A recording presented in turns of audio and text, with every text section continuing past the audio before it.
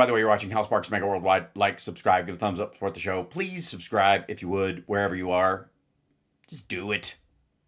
Especially on the YouTube channel, Infotainment Wars. Give us a shot. Just it doesn't cost you anything. This is odd. Well, we'll see. Here's Ben Shapiro is trying trying out his acting chops for his own thumbnails, and this is allegedly somebody throwing hot pot of coffee at Trump. And it's titled, "This new attack on Trump is unreal." Democrats, their big mistake, by the way, in Tennessee 7 is that they ran somebody who was really, really far to the left. If they'd run a moderate in Tennessee 7, that margin is not 9 points. That margin is maybe 2 points or. Yeah, I know. Guess what? Lesson gained, dummy. 3 points. They ran a bad candidate, and they kind of came close to pulling it off. So even with a bad candidate, they shaved 12 points off of what Trump's win was last time, and he's never running again, you dumb motherfucker. Why does this matter for Republicans? Because it means Republicans need to find an issue set that is popular with the American people. All right, it's time for some fast facts. Speaking of immigration, Hakeem Jeffries, the House Minority Leader, when I say Democrats may be catching on, they may be jettisoning some of their less popular views. Here was Hakeem Jeffries just yesterday saying that President Trump does get credit for shutting the southern border. When do you hear Democrats ever giving credit? There is strategery at work, gang. And it is true that the polls show, in terms of the tactics used, that the majority, they don't like the tactics being used. But in terms of the border, securing the border, can you give President Trump any credit for securing the border? Because as you know, that was a big issue under the Biden administration when you had record border crossings, and those border crossings have gone down dramatically. Can you give him credit for that? The border is secure. That's a good thing. It's happened on his watch. He wants to claim credit for it. Of course, he'll get credit for that. In terms of making sure that we actually deal with the issues that matter, including on immigration or beyond, there's a lot that is left to be desired. Okay, so, again, pretty astonishing. Right, because the border securing actions that Trump took have a lot more to do with the people not showing up than how people are handled once they do.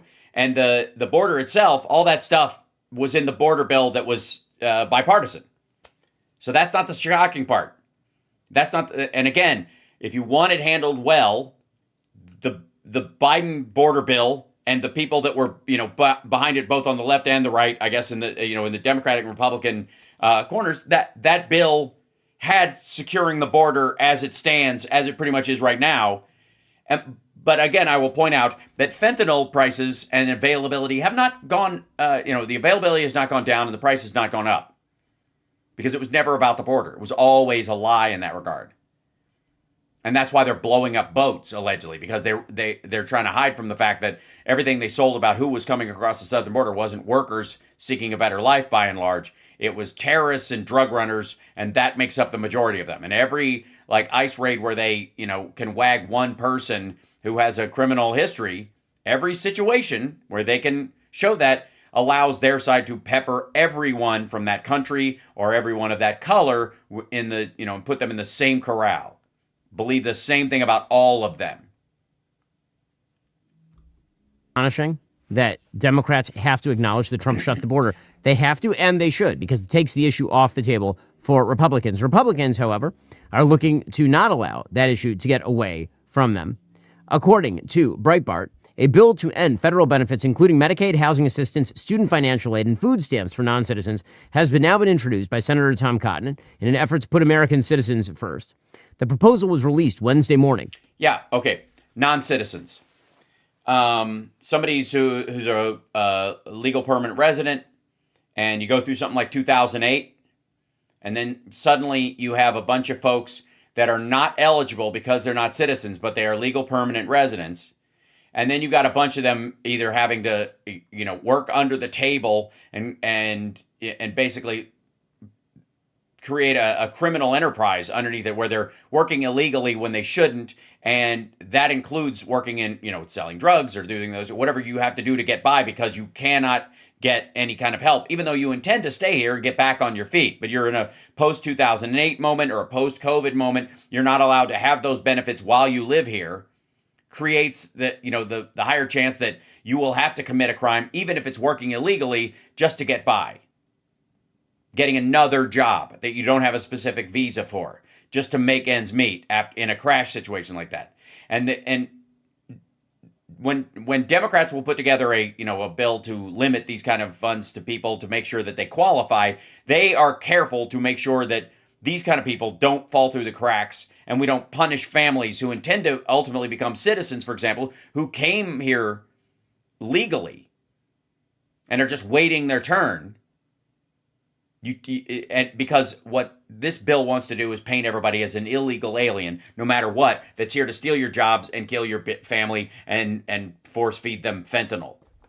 With the third-ranking Senate Republican writing in an authorization to denaturalize naturalized citizens who undermine domestic tranquility by participating in unlawful protests involving violence or property destruction, and to expand expedited removal authority. The bill also addresses concerns regarding Afghan. By the way, that's already in there. I think the State Department and Immigration Services have the right to do that, always have, because you take an oath, and if you violate that oath, then you can be denaturalized based on that. It just isn't done very often because we value freedom of speech. So we allow people who are on their way to becoming citizens to participate in our way of life, and that includes protest. That includes organizing and all those other things. Now, people who have come here temporarily have taken advantage of that, and that's the issue they need to deal with. But the idea that a naturalized citizen or someone who intends to stay here and have, singular citizenship in the United States is by and large, those are the problem people, is not the case. And so you've got Republicans who want to paint everybody who wants to be here, legally with the same brush that people who sneak across the border. Nationals living as people, yeah. in the United States. If passed, the legislation would require mandatory revetting of nationals of Afghanistan and provide for automatic termination of TPS, that's temporary protected status. We'll get to more. Yeah, but you don't have to do that because Trump already did it. On this in a moment. First, picture this. You walk over to your computer, you pull up your entire browsing history, you hit print, and then you nail those pages to your front door for every neighbor to see. I mean, it's an odd way to pick people up and get more dates in the neighborhood. I understand that, but it seems like a good strategy for me. All right, this is an ad. Whatever. A strong anti-illegal immigration move and a strong move against naturalized citizens who are on welfare. People who have come here and taken advantage of the system. No, that's not what you're doing. That's a lie. It is not about people who come here and take advantage of the system. The vast majority of people who are getting financial help and that kind of stuff that are non-citizens are here with asylum claims because they either cannot work or their status is so wavy that they can't get any long-term work. So they can only take short-term work that doesn't pay as well. And if they have a family, they can't make enough money with the jobs they're allowed to do to feed themselves and their children. If you want to give them a right to work, then it changes the equation. But if you're not going to, we're either going to have to support them or they're going to have to steal to eat. It's that simple. If they still got a chance at asylum and the place that they came from is dangerous and their chances of dying there are so high, the chance of getting caught shoplifting, who gives a shit? Compared to that, what are my choices here? Starve? The issue is not about and again, you'll notice it's about non-citizens. And that includes a lot of people, including people, by the way, that are temporary workers. The business they have is shutting down. There's a period of time where they're reopening over here, or there's another company that the workers that are here that have the right to work could go work for. And rather than sending them all home and having them all come back, which is very expensive, and you may lose those workers, you could give them assistance for a period of time, like unemployment insurance, a similar situation so that they would pick up where they left off with the next job that they're waiting for. Or if it's seasonal and they go from one farm worker to the next, but there's a frost or something like that. And you don't need everybody fucking leaving the country and coming back all the time. It's a waste of fucking time and effort, and it's silly. So again, this is not about pass a bill that says illegal aliens can't get, your word, your phrase, illegal aliens can't get public assistance. And the effort to deal with that on a federal level, the federal dollars that they actually get, people who are here undocumented, without the right to work, the benefits that they get, you will spend more money debating and getting it through committee and passing the bill and getting it signed and having reporters come in and having them all drive across town to watch Trump sign it than goes out the door to those folks from a federal system. What states do with their tax dollars is a completely different conversation.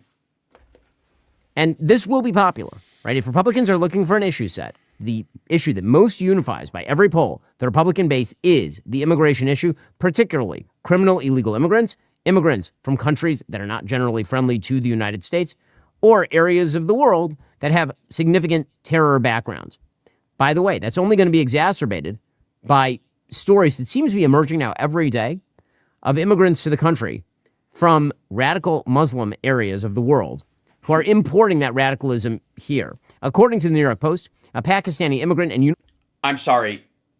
You're citing the Post, I see. Who are importing that radicalism here. According to the New York Post, a Pakistani immigrant and University of Delaware student was arrested with a cache of guns, ammo, and body armor, and a manifesto allegedly explaining plans. What does he think he is?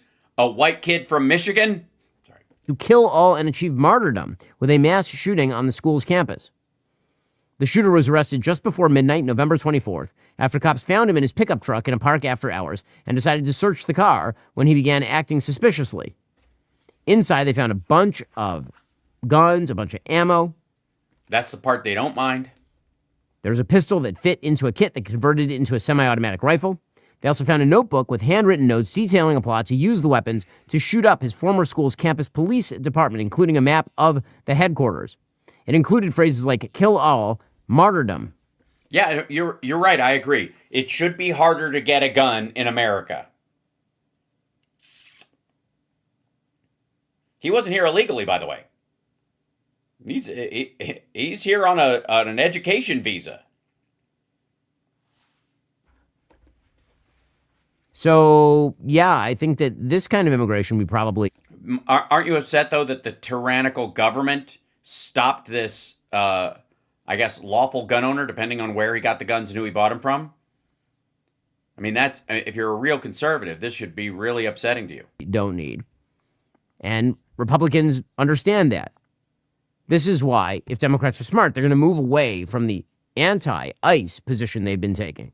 Right, so far, they're acknowledging that Trump is largely right on the southern border, but they're ripping on ICE. I'm not sure how much they can continue to rip on immigration and customs enforcement while ICE targets possible criminal illegal immigrants. Because they are all in that targeting, they are being so slapdash by how they're being run and who they are hiring to join these groups that they are rounding up American citizens and women and children who clearly have no record. And it's really the fuck ICE crowd should be saying fuck Homan and fuck Trump, because it's how the organization is led, not that its existence, because there wasn't this problem under ICE under Biden, and yet the numbers of deportations were very sound. Yes? Bigger, actually. Same with Obama. They were calling him the deporter in chief, but it had nothing to do with using ICE for raids like this that were scooping up American citizens, denying people the right to counsel, that kind of stuff. That's not an ICE problem. That's a presidential administration problem. And that's a voter problem. That's our fucking problem. Like, the same people, the vast majority of the people who are showing up to protest ICE, I would say 80% of the people down there screaming at them didn't fucking vote last time. Feel free to at me. It's not going to help if you have... Does that click with anybody in the chat room, by the way? Because I find that like particularly annoying. That if you weren't yelling fuck ICE, I guess 2 years ago or 10 years ago, 12 years ago, then it's not about ICE, is it? It's about who you voted to put in charge. And the fuckers that were, the Genocide Joe crowd that were marching around the DNC, I've called them out every time. The fuckers who were like, not voting for Kamala Harris because she's a woman of color or a woman at all. That's the problem in this situation. ICE is a fucking wind-up toy. It goes where you point it, and it keeps walking. It's leadership that matters. And if there's no difference between the fucking parties, then why didn't you have to storm around yelling fuck ICE 2 years ago? The numbers were high.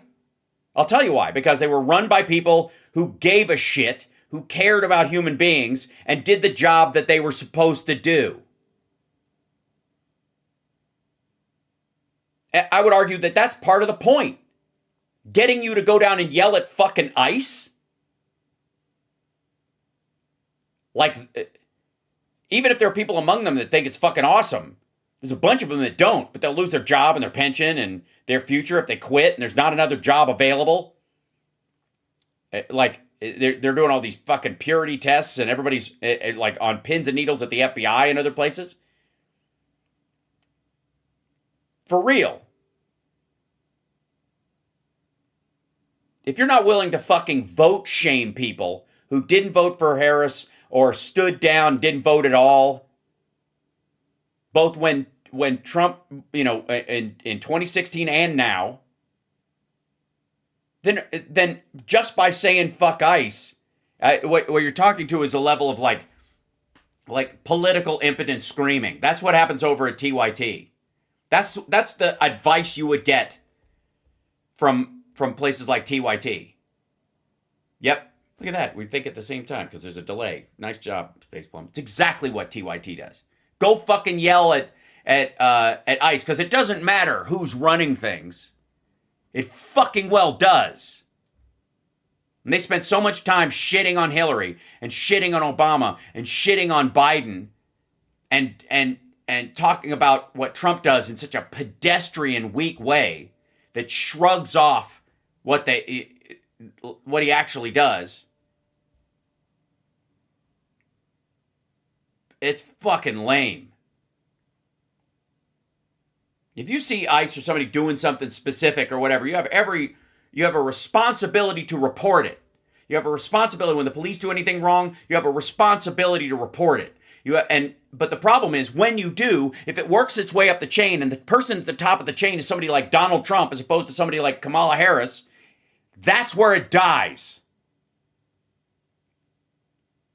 That's why the fuck ICE crowd doesn't impress me at all. I understand the sentiment, but it's a fucking waste of time. Stop allowing people to get into office that put these fuckheads in charge. When Donald Trump was running, he said this. We're going to be appointing very pro-crime judges. Among other things. And people were like, I don't know, it's the lesser of two evils. If you believe in the lesser of two evils fallacy, then what ICE is doing now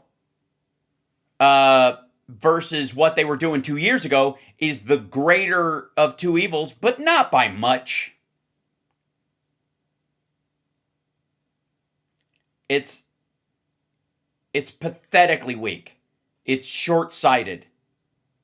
It's being, and they're drawing you out into a field to make you look like you don't give a shit about the victims of crime, that you don't give a shit about, what the Constitution stands for. Democracy doesn't mean anything if you just let anybody in here and they can vote. Like, that's how they're doing it. By the way, none of the black bloc motherfuckers voted. Not a one. Do you think any of the people down in in Portland or anywhere else, you think the people in the CHOP or the Chaz fucking voted? You kidding me? They abdicated who would run ICE a long time ago. You want to? Let's see. You want to shame? You want to shame non-voters? Fine. Fuck ICE. Again, ICE is carrying out the mission given to it by the person in charge, and ultimately, who put that person in charge? We have more Democrats registered than there are Republicans. So this is a choice Democrats and people on the far left made to guarantee that Donald Trump would be in power so that he could control ICE. Because that's what happened. That's who got to be in charge. So that's my excuse for vote shaming. And I'm not going to stop because, like, adults make adult choices because they recognize that, as in the immortal words of Rush, if you choose not to decide, you still have made a choice.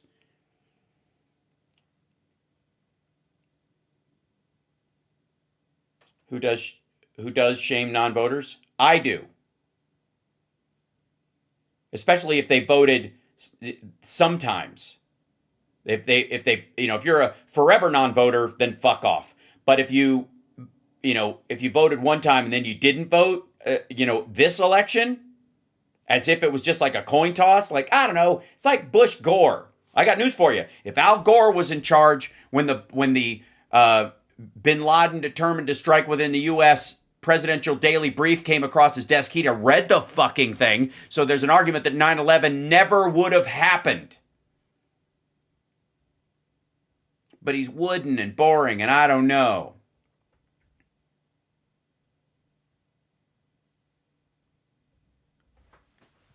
Let's see. You're attacking ICE by claiming they did not vote. On what basis do you make that claim? I'm not, by the way. I'm not saying that everybody who is upset at ICE or is attacking ICE didn't vote. I'm saying all the black bloc people in Portland and other places didn't vote. Anarchists and Antifa don't fucking vote. It doesn't even fucking chart. Period. But by the time you're saying fuck ICE, it's too late. And so where do you take responsibility? You want to fuck ICE as it stands right now? You eliminate the leadership. You guarantee that someone else is in charge and that people who actually give a shit are in oversight positions. That's how. Yelling fuck ICE isn't going to do dick, especially if Trump's in. Right? It's not going to, you can yell all you want. It's not going to put a stop to it. The only thing that will put a stop to it is changing the leadership. And that happens through voting. And the people who stood down and the voters that didn't turn out last time are the reason we're in this situation.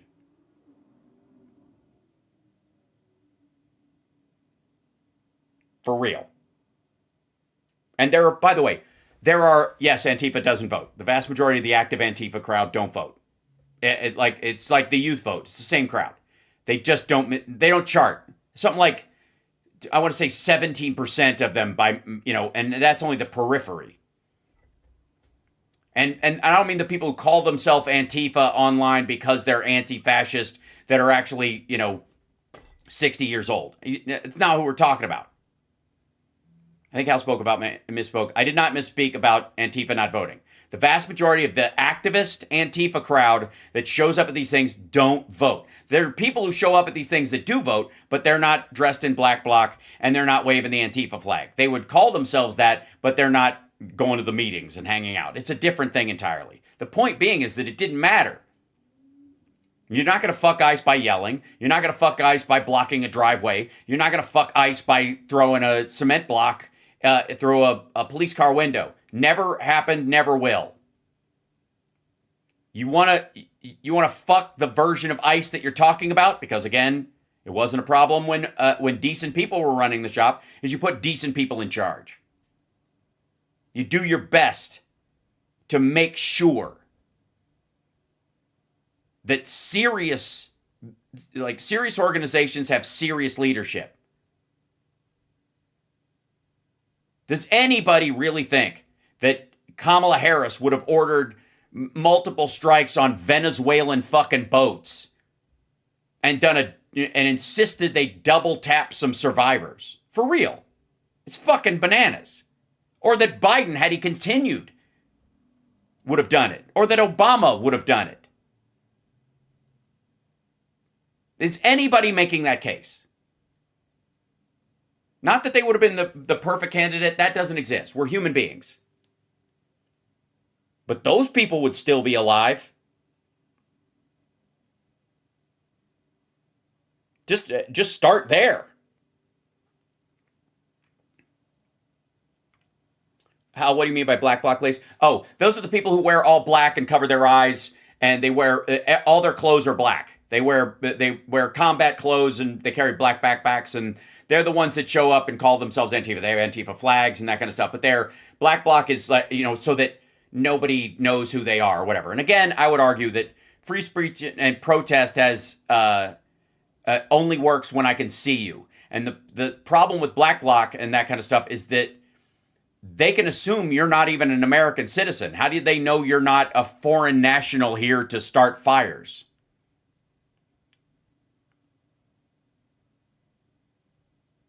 Nobody's making this. Yes, that's why, Phil, I'm saying it's an absurdity.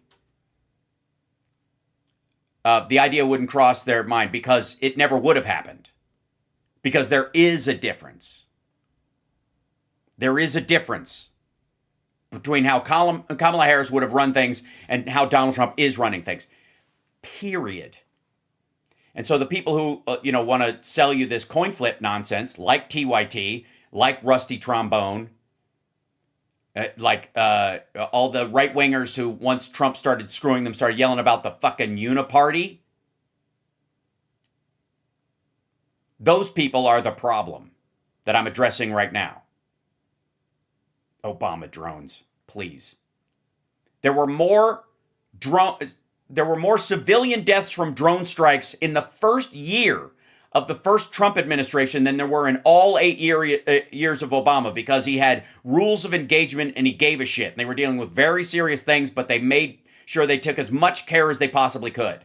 And everybody went, ugh, Obama drone strikes. And in the first fucking year, there were as many under Trump as there were under 8 years of Obama.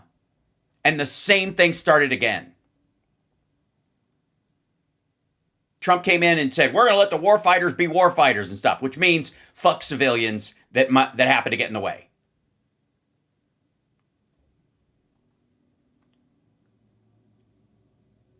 Seriously.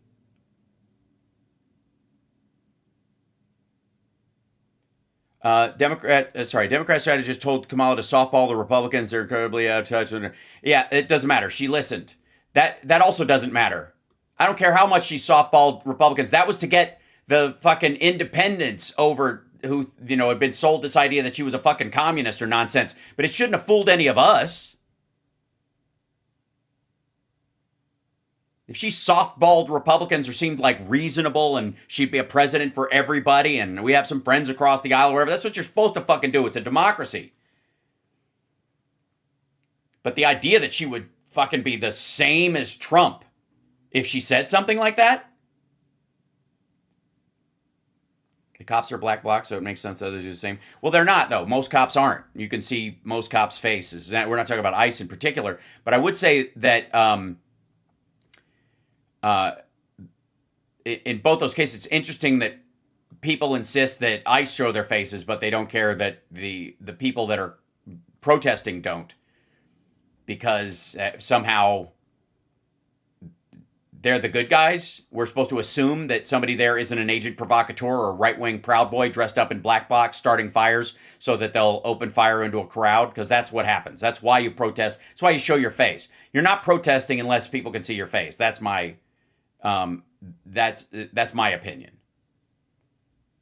That's what standing up for the Constitution, for freedom, for the country, for your fellow citizens means. It means, that's why, by the way, if you'll notice, and you may have, that my name is everywhere on the shit that I talk about.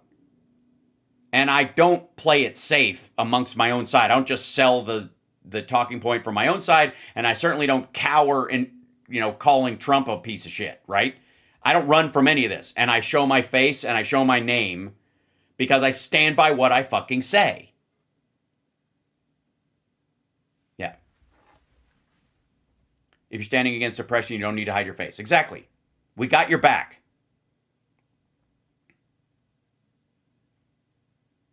Vaccinated, show your face. Cops had a weird change of heart about wearing masks so early in the pandemic days when all the cops were refusing to wear masks for health reasons. Well, cops don't wear masks right now. You were talking about ICE, and that's a different thing. Also, in drug raids, there's a tendency for guys doing, marshals and DEA agents to cover their face because cartels target families. Immaterial. Again, these raids wouldn't even happen if there was different leadership. That's how this gets caught up. This is how they twist people into knots. People standing down. They want this Portland bullshit. They want this. They want people standing around and getting fucking pepper sprayed at these things. They want you attacking the people carrying out the policy so that they remain blameless. And then when you go back, you don't even go into the fucking voting booth. Or you're like, well, what's the difference? That's what they're shooting for. That's what it is. I don't fall for it. Many of you don't, but there's a statistically significant amount of people who do.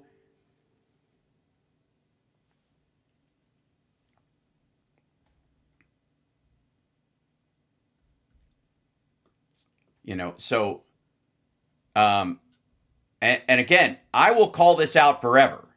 And I will even call this out for like right-wingers and maggots and those crowd that don't vote. Because the minute you stop voting, that's when shit starts getting violent. When people feel like they're participating and they can at least say, okay, we lost fair and square, or I was for this and I can say that I did that. They're at least still engaging. The minute they stop voting, that's when the prepping starts.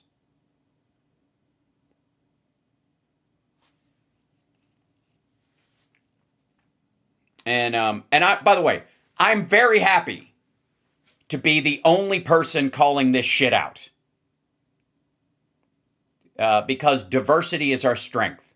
And you need somebody, whether you agree with me or not, at least giving you a counterpoint to this, it's somebody else's fault idea.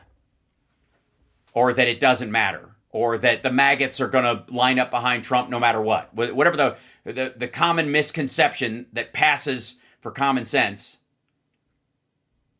You got plenty of people selling that to you. You got plenty of people telling you that one angle over and over and over again.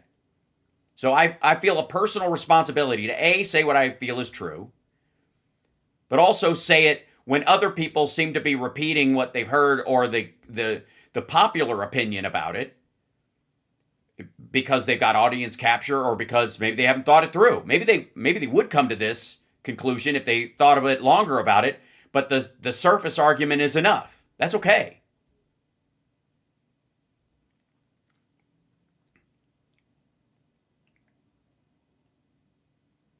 Yep. Remember, Trump has an expiration date? Yeah, apparently, according to the show this morning, it's within the next 5 months. Holy shit. If you didn't see this morning's show with Doc Adam, check it out. He's a doctor who specializes in like geriatric medicine and that kind of stuff. He's pointing some stuff out. Like his expiration date on Trump is closer than mine. Cops are collecting data. If you protest, you might want a black bloc. No. If you're protesting, you don't have to wear black bloc. If you're rioting, if you're burning shit, that's a crime. It also reflects poorly on your fellow protesters and might get some of them fucking killed for just protesting. Show your fucking face. I've been from either marching against the Iraq war to the fucking the women's march on that. You know, I was there and part of that crowd on when Trump was first in office, to the fucking marching. I marched with Gavin Newsom from Harvey Milk Square to the Supreme Court building for marriage equality. And I didn't hide my fucking face. Because I got to tell you something. If you cover your face and you're protesting, you don't count as a number. If there's 1,000 people marching and only 100 people show their face, that's a march of 100 people. That's how the other side reacts to your crowd. Yeah, oh yeah, they totally support this idea. That's why 80% of them or 90% of them won't show their fucking face. Show your face. Stand up for what you believe in. Oh, I'm going to have Doc Adams back on. I've already said we're going to, especially, this is always a weird take. Nope. No, it isn't. That's why ICE covers up. ICE covers up for security reasons. That's what they use it to hide behind. But that's why all the black bloc folks do, because I don't believe a lot of them actually care about what they say they do. They're just anarchists who want to burn shit down. It's just like legalized, looting and burning. I don't care what the fuck you say, because if you're not willing to show your face and do what you're doing and go to jail for it, make that statement, then how do I know you really believe any of it? How does anybody? Which is why Republicans don't fear people in black bloc. They just know it's a guaranteed weapon they can use against Democrats every election cycle. Shit, if people stopped showing up in black bloc like Antifa, the fucking Proud Boys would be down there dressed all in black, throwing shit around just to lay the blame. And they have to some degree. There was one guy snatched in Portland. There was all this big talk about how this guy in black bloc was a van rolled up and grabbed him off the street during the last Trump term. That fucker was a Fed. He was literally an agent. He testified later. And he was throwing shit. Whatever. So the point being is, a poor workman blames his tools, and I have no problem with anybody protesting ICE and what ICE is doing right now. But ultimately, the only way you're going to change any of it is to change the color of the government from red to blue. That's it. It's the only way. There is no other way. You're not going to burn down the system. You're not going to, because too many people's children are on the line. They need fucking schools open and stores to have fucking milk in them. They don't need your Mad Max fucking fantasy just because you don't like how shit works.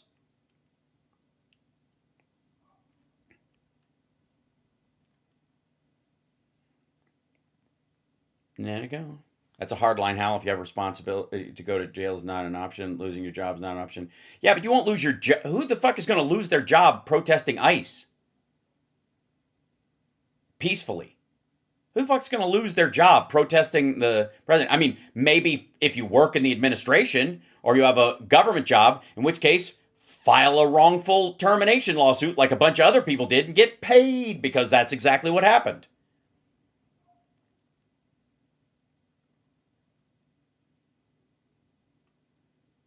So, again, this is, I've never been online with where I'm talking about what I believe or any kind of stuff using a fake name, because I've never had that, it was never an option. And nor would I want it to be at this point. And by the way, for the record, just so you know, I've lost several jobs, and in highly lucrative ones at that, simply for being on Queer as Folk. Because I took that job, there were a bunch of other jobs I did not get. And my agents were pretty direct about it. They were worried about it beforehand, but they were definitely direct, like, yeah, they can't because you were on that show. And my response was, I don't want to work for bigots.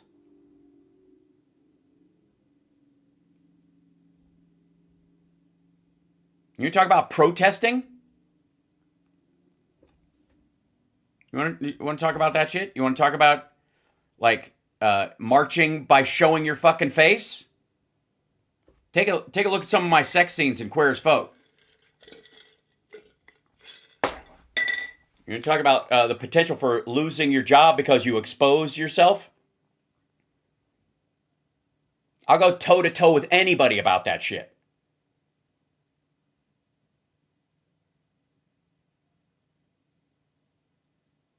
So, I like, whew.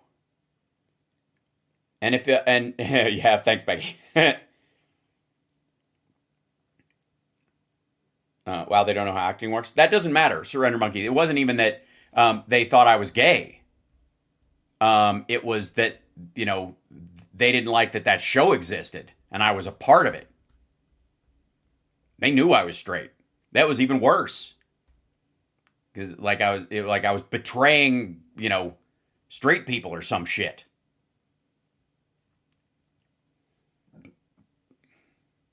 So again, to anybody that would say, if I stand up for what I believe in, they cover their fucking face and run around throwing shit, and it doesn't change anything. I will put my work up on Queer as Folk up against any of that.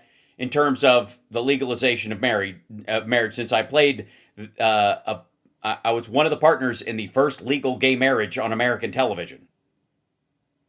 That was part of our storyline. Ben and Michael getting married. Went to Canada to do it. So they could be legally married.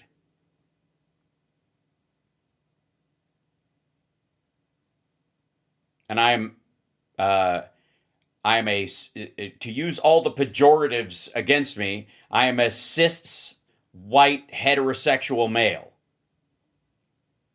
And I could not be prouder of the work I did on Queer as Folk. And I would urge anyone who thinks you have to cover your face lest you lose work.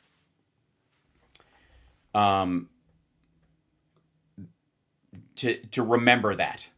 Go watch the show and remember that when I took that show, it was understood that I would lose work because of it. And my goal after it was to guarantee that I didn't, not just because I want to continue to be an actor my entire life, which I am, but because by showing that, maybe people wouldn't have to be as afraid. So I was bullish after the show was over about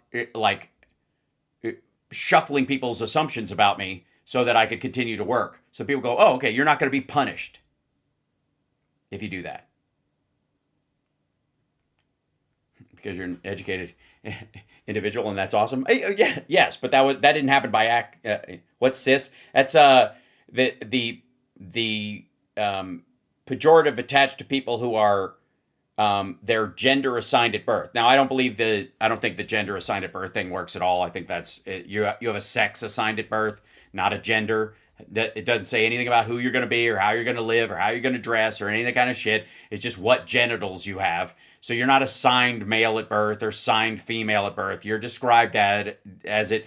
And there's a difference between descriptors and definitions. And that is the definition of your biological system, not a cage you're in for the rest of your life. Don't make fights where there are none. Typecasting is still real in 2025. Oh, I know. Not a pejorative. It's meant to be. Because it assumes that I'm not that thing, that I was assigned that thing.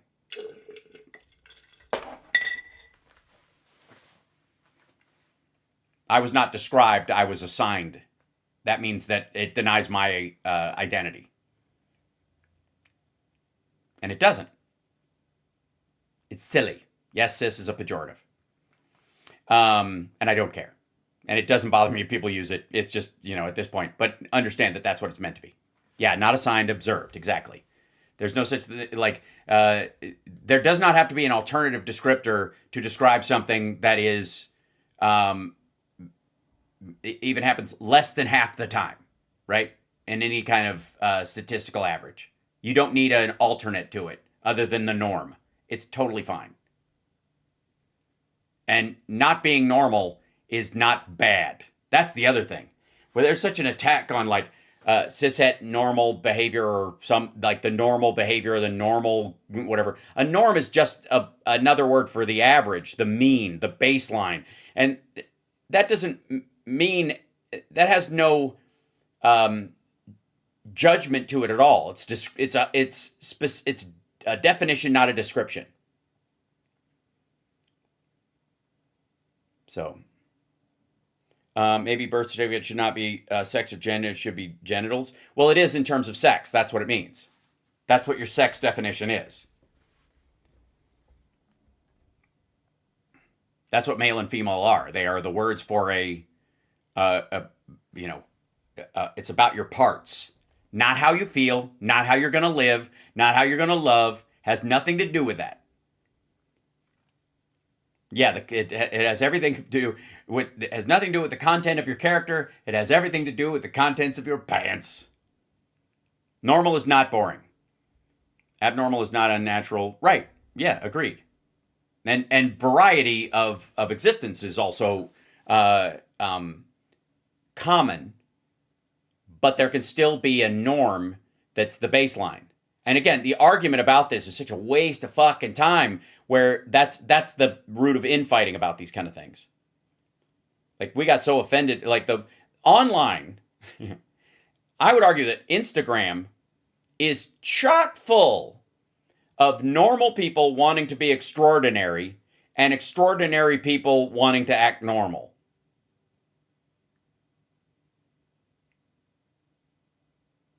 And you're neither and both.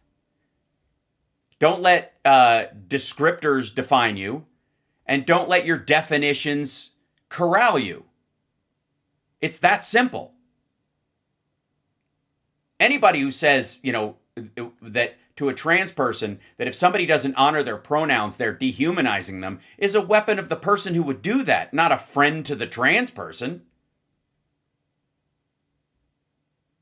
You should secure them in your respect for them, not be overly concerned with the disrespect that that humans get from each other and giving it weight.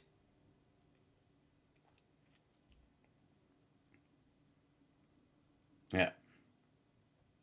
Well, Amy, I hope you get through the day. And I hope you get through the night after that, and then there'll be another day after that. Except Floridians, they're a mess.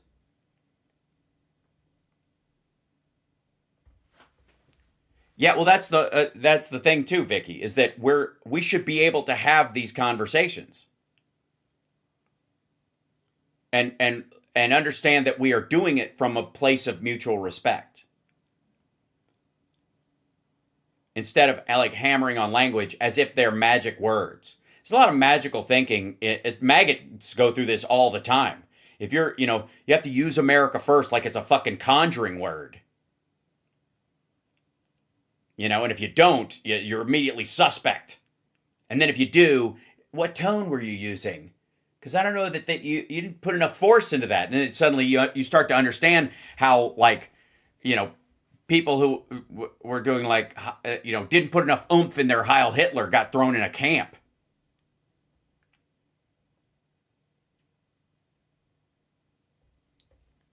How could George Carlin exist today? Of course he could. Of course he could. That's like asking if all the people say Blazing Saddles couldn't be made today. Have you fucking watched the Chappelle show? Not only could Blazing Saddles be made today, it could be on basic cable with commercials. I love when we have these conversations too, Cosmic Rose, because it's important. Because it's an idea that's been placed, I think, in people's heads, that if you have these conversations, you're untrustworthy, or you're insufficiently loyal to the party line, or any of that kind of shit. And maggots deal with this all the time, and this is how the far left kind of polices Democrats, makes centrist a bad word, tries to cajole people for being, engaged, and not buying into, the thing that they're selling without kicking the tires a little bit. This is our responsibility. If you truly love people and you truly love the people, especially the minority people and people who are being disenfranchised, and I mean that are by the way, the people that we don't want to be disenfranchised, because I got to tell you, there's some minorities in this country that are that society ostracizes, undermines, and all that, and that's okay. Like Nazis, and I don't mean like the pejorative, normal kind of throwing it around in a conversation, Gadsden's law stuff or Godwin's law. I mean actual ones. I mean the kind with face tattoos of swastikas and that kind of stuff. Those people have a hard time operating in normal society. If you notice that, they have a hard time moving up the corporate ladder, buying a house. They basically have one job, which is enforcer on cell block C. And so there are disenfranchised minorities out there that kind of, you can see why. They're not normal, folks. We're totally fine with saying that's not normal. Normal is not the deciding factor in it.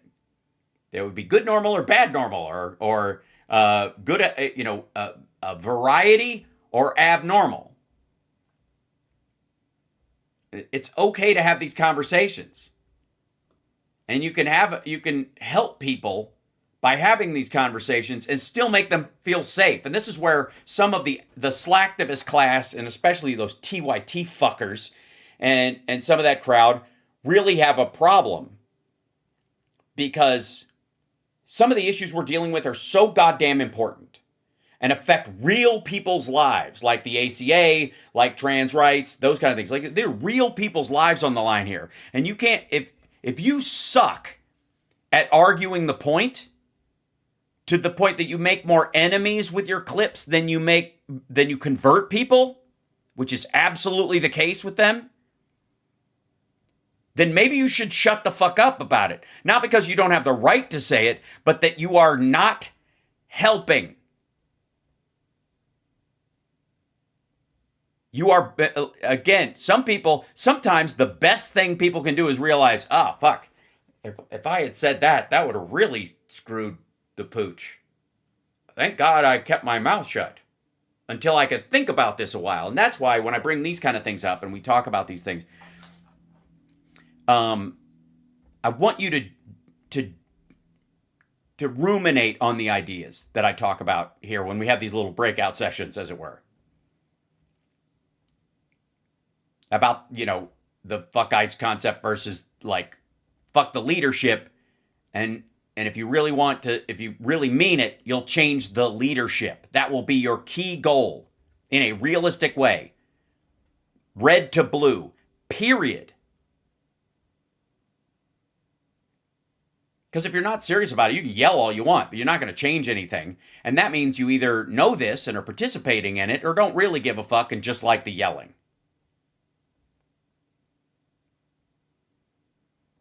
And you can disagree with me on it, and I'm, I think you're wrong, but that's the whole point. A woman walked up to me at a show, and when I was talking about something in my show at one point afterwards, and at the meet and greet, and she was like, well, that's just your opinion. And I was like, of course it's my fucking opinion. That's why I said it. What do you think I do? Rent opinions to talk about on stage? I mean what I say. If I'm confronted with new evidence that drastically change that, then my opinion will change organically. But I'm not just cooking up opinions, and I'm not borrowing them from somebody else. There's plenty of that going around. But what I would say is that at least know this, that when I say the things I say on my show, whether you agree with them or don't, or think they're either too flippant and funny with things that are serious, or too serious about things that it's just a joke. Like my take on people who, like anti-heroes in movies all the time and TV shows and deify them and don't watch shows with real heroes in them because they go, it's just fiction. And then you go, You wonder why some of these people end up voting for Trump, because they're like, they fetishize evil. All I ask is that you give it serious consideration. Do you think they'll use our soldiers next November? No, I do not.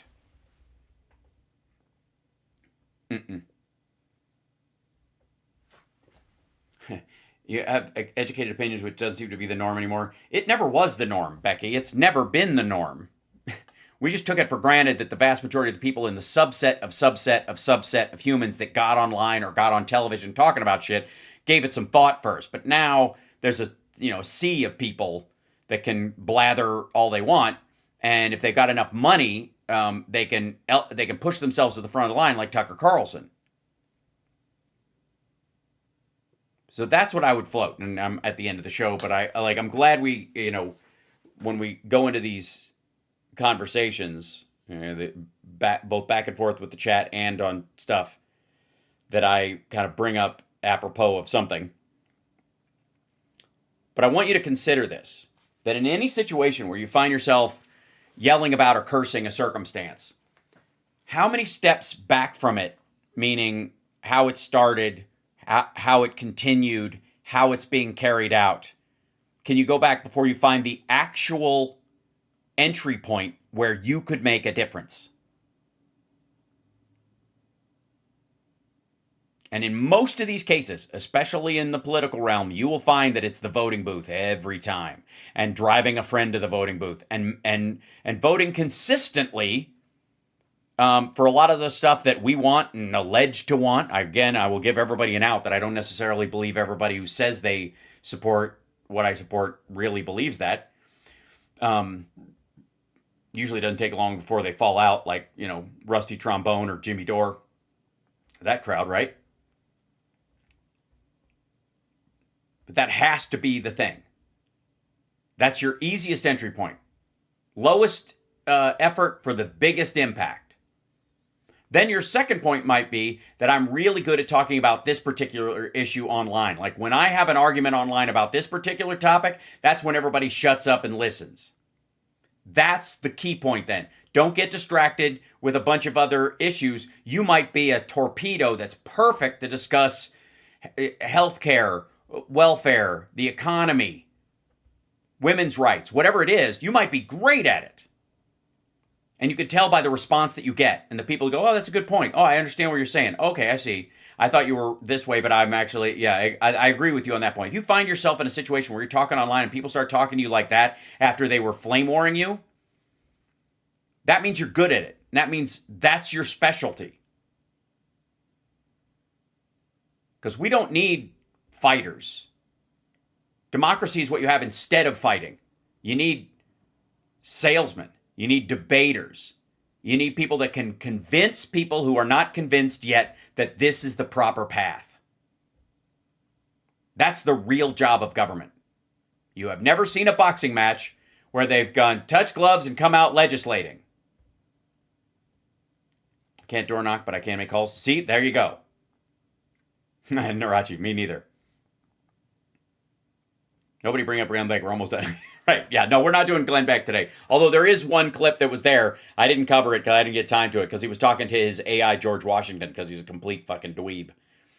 But you can see right now the backbiting that's going on in the world of MAGA, and it is to be avoided at all costs if you can. So anyways, love you guys. I will see you tomorrow. Take care of yourself and take care of somebody else. And considering what I've been through over the last month and some of the conversations I've had with folks out there, I would say if there's somebody in your life that you haven't spoken to in a little while, that you care deeply for, at some point you just lost touch with them. Maybe you don't quite know where they are. Maybe you know they're on Facebook, you have their phone number, but you haven't talked to them in a while. Shoot them a text message and say, thinking about you, hope you're doing great. That would be the change you want to see in the world.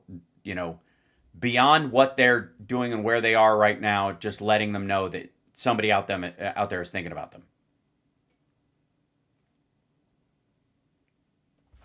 Oh, thank you, Nola. Thank you so much. Yeah, so super chat's always welcome. I haven't done the goals in a while because I always feel weird doing it, but the support is terrific and really appreciate it. Obviously, I have a lot to make up for because I was gone for a month.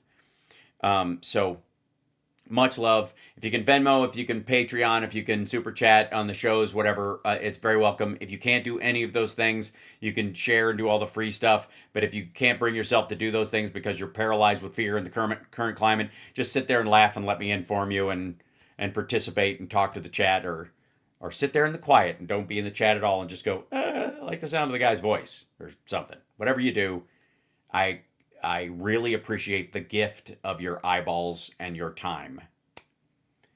So take care of yourself, and I will see you guys later on. Let's see. I'm in a very holiday mood. I hope you are too.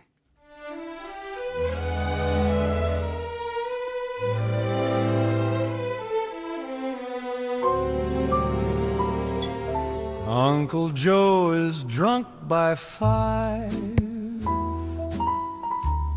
and Marie can't let it slide.